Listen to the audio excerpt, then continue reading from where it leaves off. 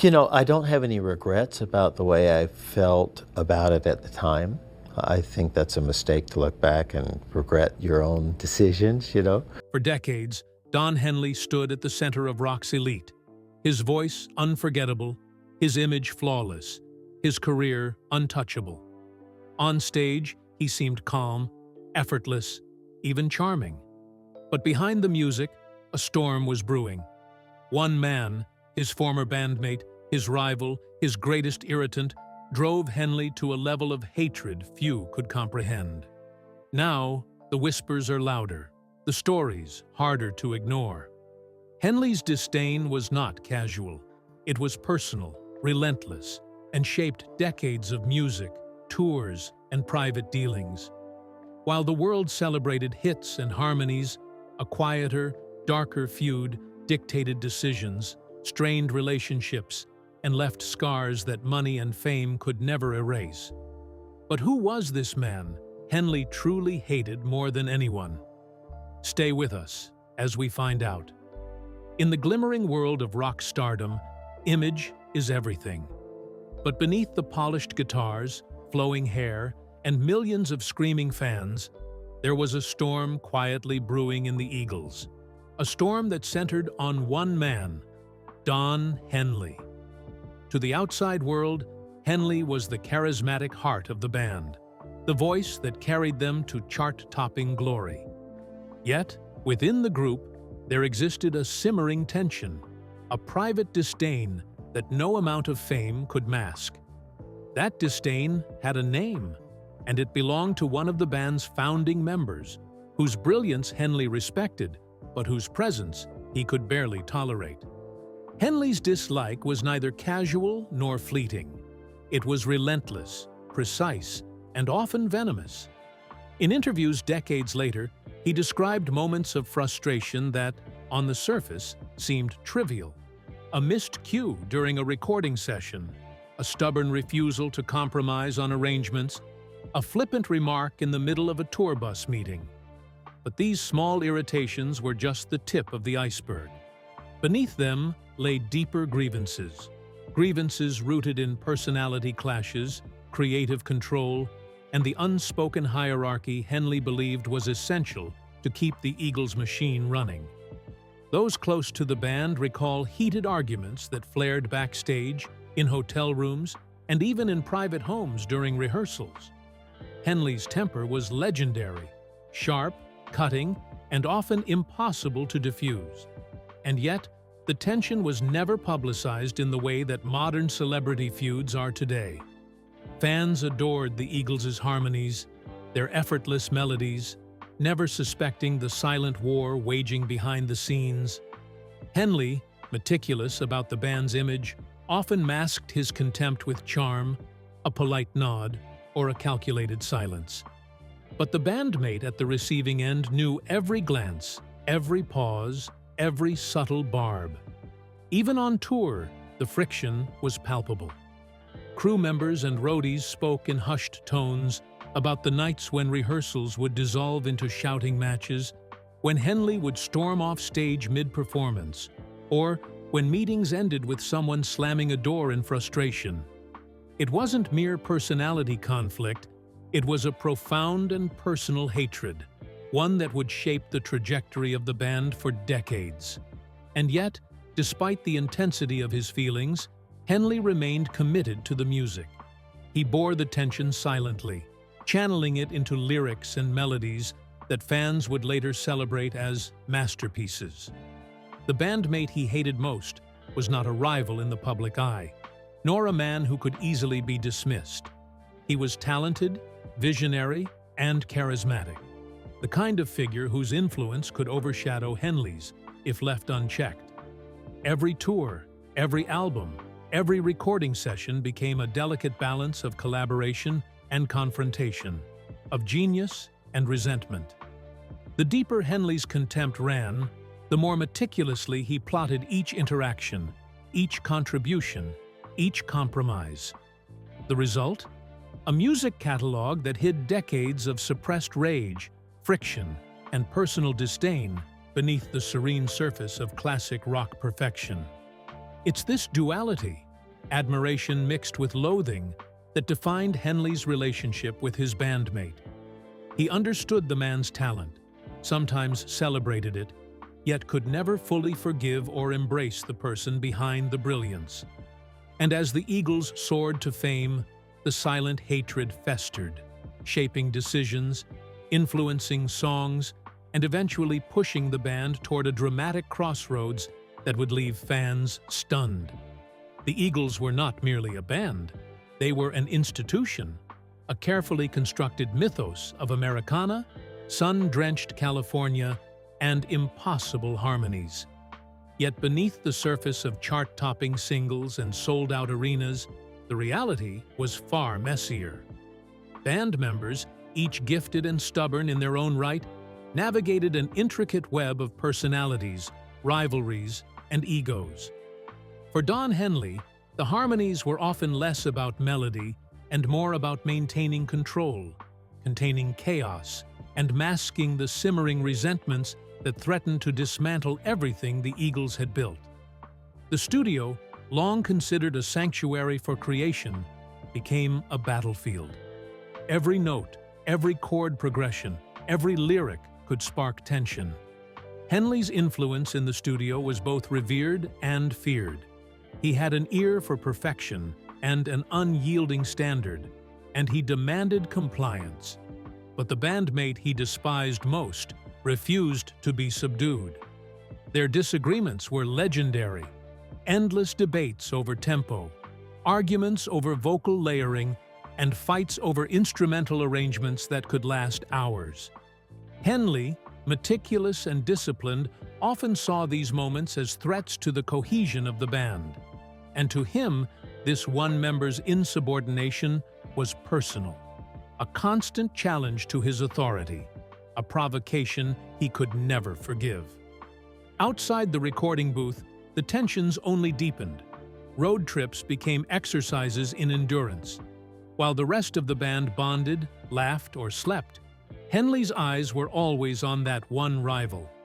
Every joke felt like a slight, every compliment a calculated dig. The private vendettas were subtle but unmistakable. A withheld praise here, a redirected spotlight there, small acts of social exclusion that chipped away at the man's confidence and morale. Fans could sense the chemistry on stage, the energy of four-part harmonies blending effortlessly. But few knew how carefully Henley orchestrated the harmony, not just in music, but in human dynamics. Perhaps the most telling accounts come from insiders who witnessed rehearsals devolve into verbal sparring. It was like watching two generals maneuver their troops, one engineer recalled years later. But in this case, the battlefield was a studio, and the weapons were words, glances, and the subtle power of influence. The tension often escalated to moments that could only be described as psychological warfare. Henley was strategic. He understood human behavior and used it to his advantage.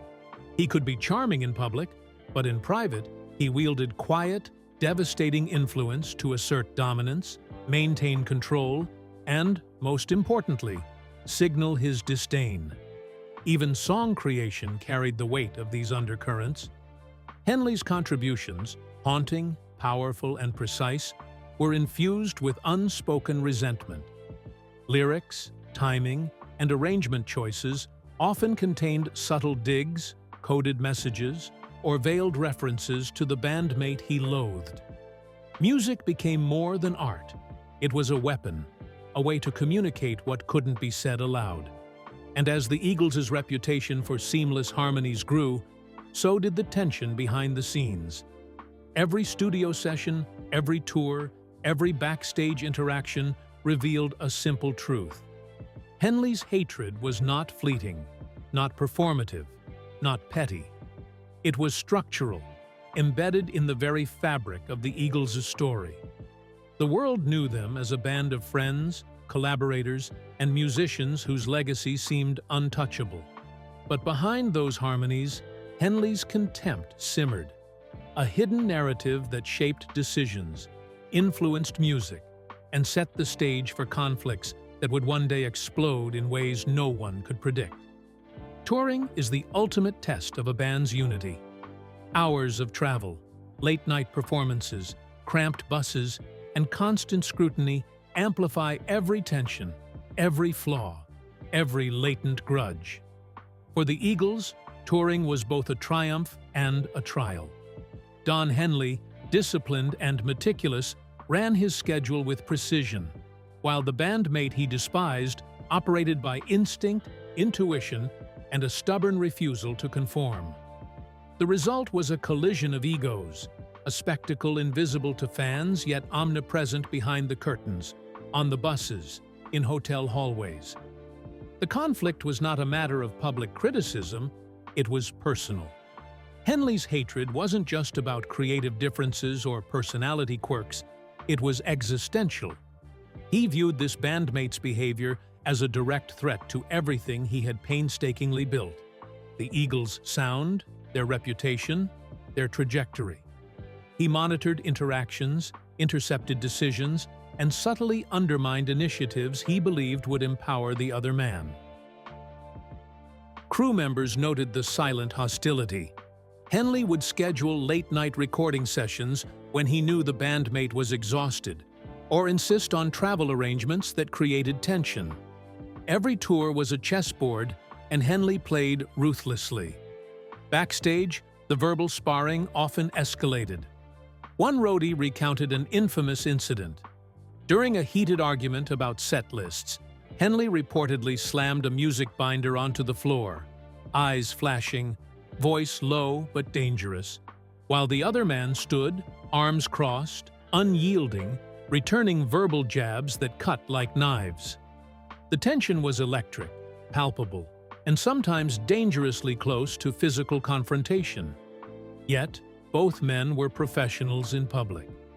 On stage, they smiled, sang, and delivered flawless performances. Behind the music, however, the resentment grew with each mile, each city, each repeated chorus. Even logistical matters became arenas of conflict. Dressing rooms, hotel rooms, and bus seating arrangements became battlegrounds for dominance. Henley controlled who sat where, who traveled with whom, even who was allowed access to certain areas of the tour bus. Small acts of exclusion, subtle delays, and selective communication were deployed with surgical precision, designed to frustrate and destabilize the object of his contempt. The bandmate knew, of course, yet the psychological toll was significant. Exhaustion, tension, and constant vigilance became part of life on the road. Fans heard the music, admired the harmonies, and witnessed sold-out arenas, oblivious to the war beneath their feet. But for those inside the band, each tour was a careful balancing act between performance and personal survival. Henley's hatred was a shadow over every interaction, a silent force shaping decisions, influencing collaborations, and ultimately dictating the trajectory of the Eagles' career. It was this clash of egos, this collision of talent and temperament, that would sow seeds of eventual fallout. Tours ended, tensions simmered, and the band moved forward, but the resentment never truly dissipated. Henley's disdain was strategic, enduring, and deeply personal. It would manifest later in the studio, in public statements, and in the songs themselves, leaving a permanent mark on the Eagles' history. A reminder that even the most harmonious bands can harbor the most toxic secrets. For years, the tension between Don Henley and the bandmate he loathed simmered behind closed doors, confined to hotel rooms, recording studios, and private conversations. But in the mid-1970s, what had been private began to leak into the public eye. It started subtly, snide remarks in interviews, cryptic quotes to journalists, carefully curated photos that hinted at division. Fans, always hungry for drama, noticed small fissures in the band's once perfect image. Henley looking distant in group shots, tense expressions backstage, and an almost imperceptible rigidity during interviews. What seemed minor on the surface was, in reality, the first cracks of a deep-seated animosity finally surfacing. The media quickly picked up on the signals. Music magazines and newspapers, sensing a story, dug deeper. Sources whispered about long nights of shouting matches, unproductive recording sessions, and personality clashes that had become too severe to ignore. Henley, always calculating, did not deny these rumors outright, but rarely confirmed them, allowing the speculation to grow.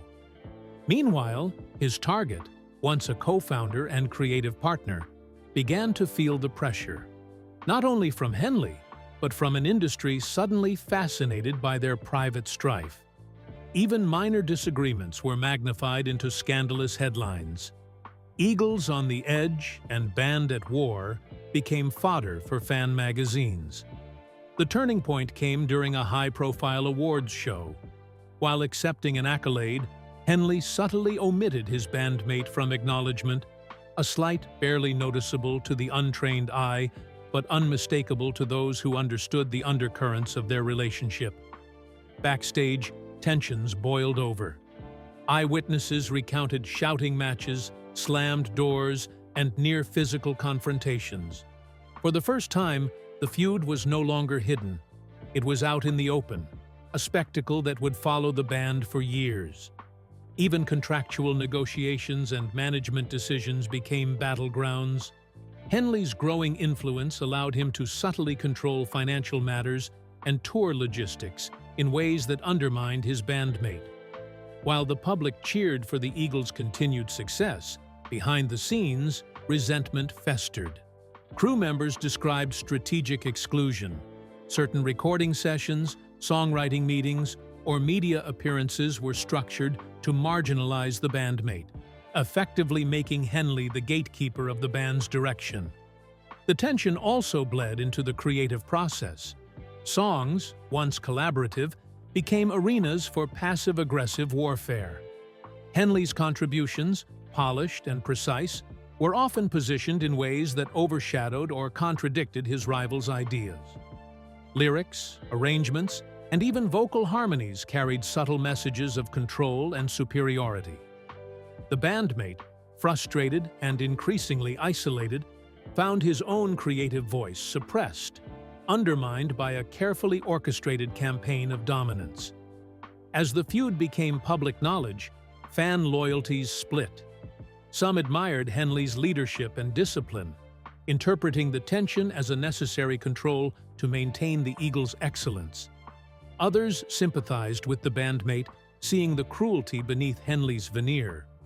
This division only heightened the stakes, turning the private war into a public spectacle and solidifying the narrative of Henley as both a musical genius and a master of psychological strategy.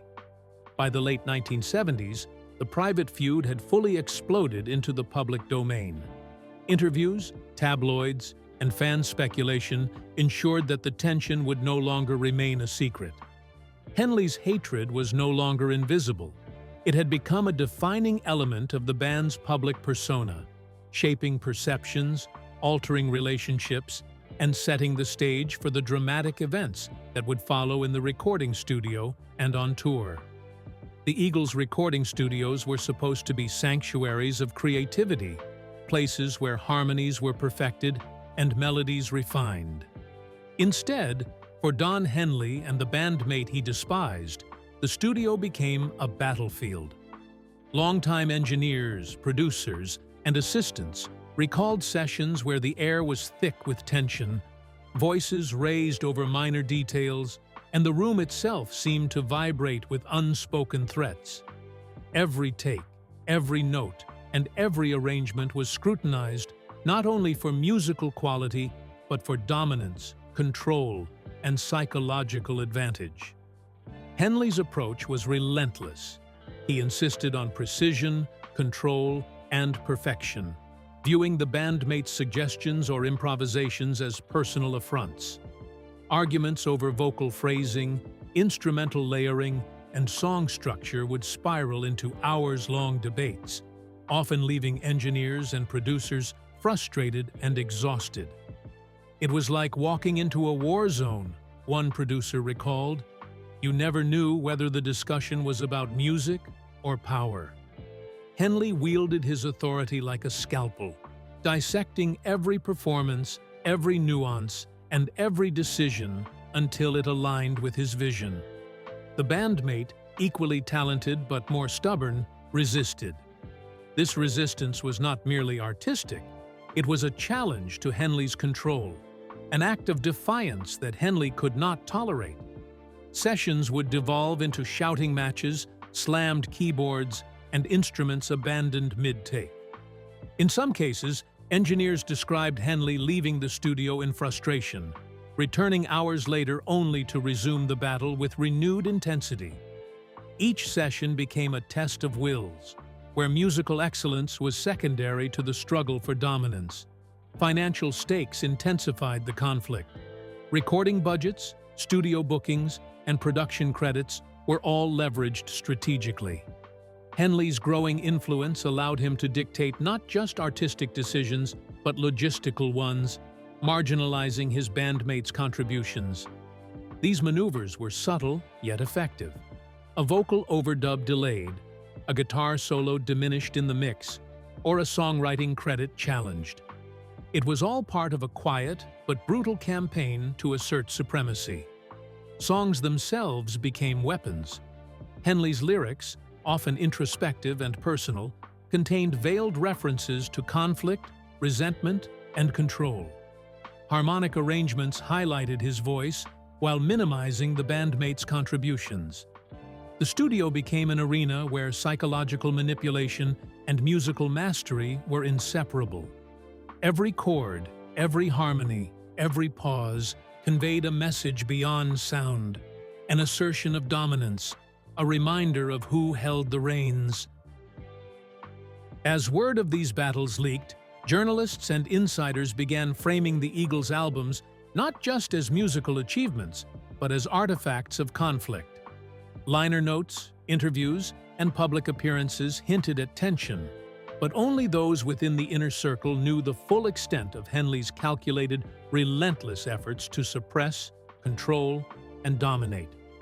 By the end of each album cycle, the bandmate's spirit was often frayed, his influence diminished, and Henley's position solidified, not just as co-leader, but as the ultimate authority within the Eagles' creative universe. The studio wars left scars, emotional, professional, and creative.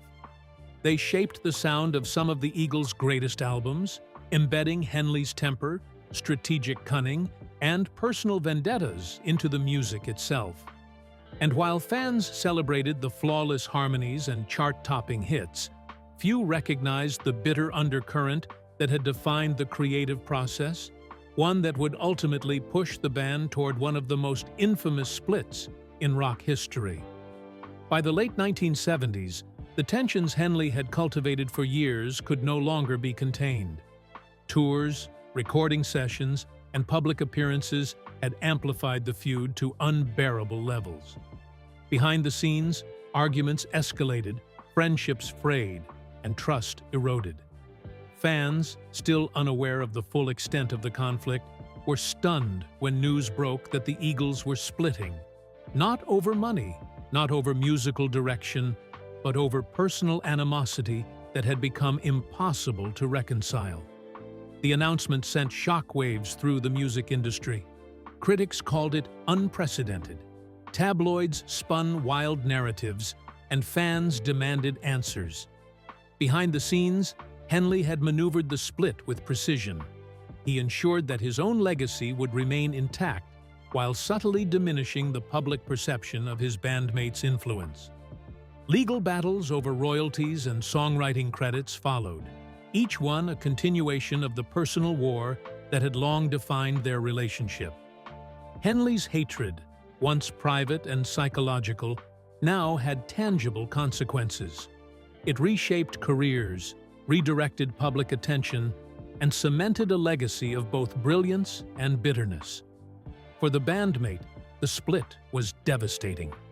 Years of collaboration, friendship, and creative synergy were overshadowed by resentment, humiliation, and a sense of betrayal.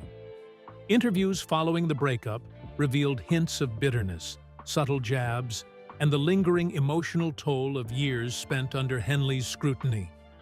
Even as both men moved forward in their respective careers, the shadow of their feud loomed large, coloring public perception and shaping the narrative around the Eagles' history.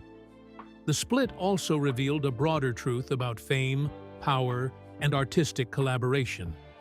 Henley's meticulous control, strategic thinking, and personal animosity demonstrated that even the most successful bands are not immune to human conflict. Behind every harmony, every hit single, every sold-out tour lies a network of relationships, egos, and resentments that can erupt in ways fans could never imagine. For the Eagles, that eruption was explosive, irreversible, and unforgettable. A story of genius intertwined with hatred. Even decades later, the feud remains a touchstone in rock history, a cautionary tale of how personal animosity can shape not just individual careers, but entire cultural legacies. Henley's disdain, once private, became legend. The bandmates' struggles, once silent, became part of the story. And for fans, the music remains timeless, even as the story behind it reminds us that brilliance and bitterness often coexist in the most complicated human ways. After the Eagles' split, Don Henley's star didn't merely continue, it ascended. Free from the constraints of his despised bandmate, Henley seized control of his narrative, career, and the music industry's perception of him. Solo albums, politically charged lyrics, and strategic collaborations positioned him not just as a rock star, but as a cultural influencer, a man whose opinions, music, and public persona carried weight beyond the charts. What fans didn't always see was the deliberate precision with which Henley crafted every move, ensuring that he maintained dominance over a story that had once threatened to define him through conflict. Industry insiders spoke of Henley as a master strategist. His decisions were rarely impulsive. Each tour, each release, and each public appearance was calculated to maximize impact, assert control, and reinforce his image. Critics who had once questioned his motives or leadership now had little leverage. Henley had turned every potential weakness into a tool for power. Every album cover, music video, and interview was carefully curated to remind the world who was in charge, both musically and personally. Even his bandmates and collaborators felt the intensity of Henley's oversight. Session musicians described him as exacting, uncompromising, and relentless. He demanded perfection, often revising, re-recording, and reworking arrangements to align precisely with his vision. While some marveled at the results, others quietly complained that his exacting standards bordered on tyrannical. Henley's hatred for his former bandmate had become a template for dominance, an unspoken lesson in control, manipulation, and personal branding. Henley also extended his influence beyond the studio. In the music business, he became a gatekeeper, shaping who was promoted, which artists received attention, and how tours and festivals were organized. His voice carried authority, and few dared challenge it. Behind closed doors, his former bandmate's name was often a whispered cautionary tale, a reminder of what happens when talent clashes with ambition, and when personal animosity fuels professional decisions. Publicly, Henley maintained a polished, charming persona. Interviews portrayed him as thoughtful, reflective, and even philosophical. Yet beneath that veneer lay a calculated intensity, a man who never forgot perceived slights, who understood the power of subtle psychological warfare, and who knew how to shape outcomes to his advantage. In essence, Henley had become the ultimate puppet master, pulling strings from both the limelight and the shadows, orchestrating a career that seemed effortless, yet was meticulously engineered. The rise wasn't without consequences. Friends and allies often commented on Henley's ruthlessness, noting that his ambition sometimes overshadowed personal relationships. Yet even critics acknowledged the genius behind his methods. Henley had transformed personal hatred into strategic leverage, turning a private vendetta into a public triumph. And while the bandmate he despised struggled to maintain relevance in the aftermath of the split, Henley's name grew synonymous with both the Eagles' legacy and the mastery of artistic control, a duality that would define his career for decades to come.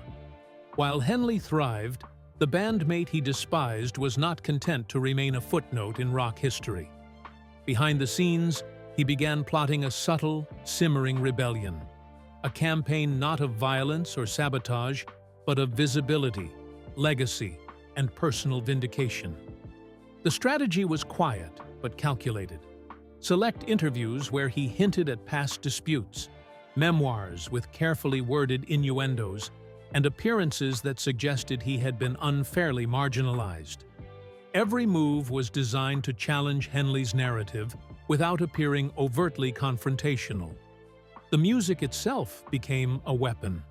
Solo projects, collaborations, and live performances carried hidden messages, lyrical jabs, and references that longtime fans immediately recognized. Lines about betrayal, control, and suppressed creativity resonated like coded warnings. Critics, attentive to subtext, began speculating on the feud's enduring legacy, noting that the bandmates' work now served as a counterpoint to Henley's polished narrative. While the mainstream might hear a catchy song, those familiar with the Eagles' history discerned layers of personal commentary, an unspoken war embedded in melody and harmony. The bandmate also leaned on the media to reclaim attention.